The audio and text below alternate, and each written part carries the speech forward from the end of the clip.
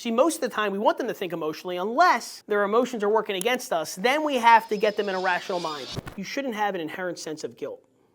I was a realtor for a little bit of time when I first got sober because I didn't want to get back into the car business, people, places, and things. I wasn't sure if I could do it.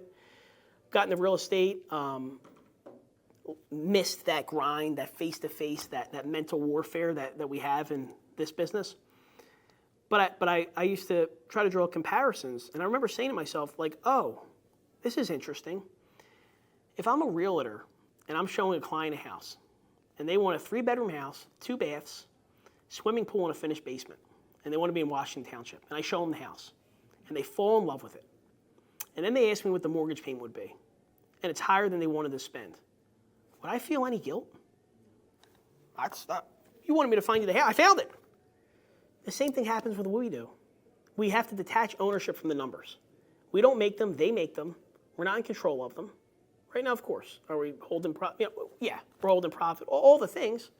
But in the same way that the person selling the house is asking for over list, right? Detach ownership from the numbers. Don't feel like you're responsible for them because they're the ones that are responsible for them. They're either choosing to do or not to do what's going to get to their budget. I had a lady last night, wanted to look at a Ram, $57,000 Ram.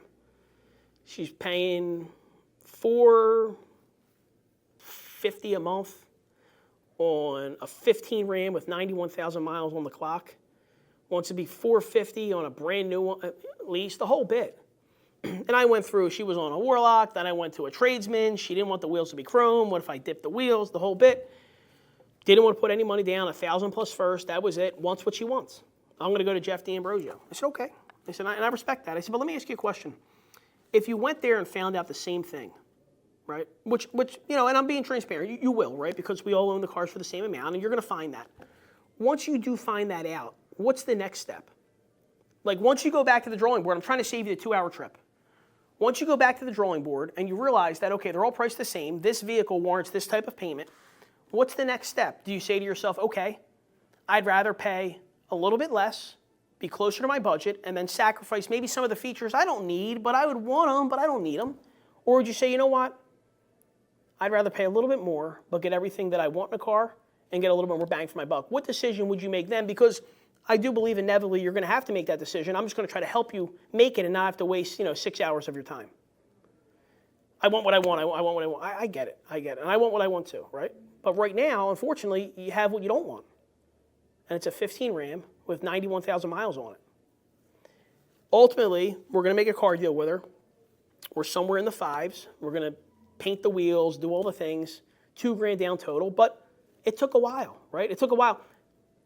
She was only emotional about what she wanted because she didn't have access to real data.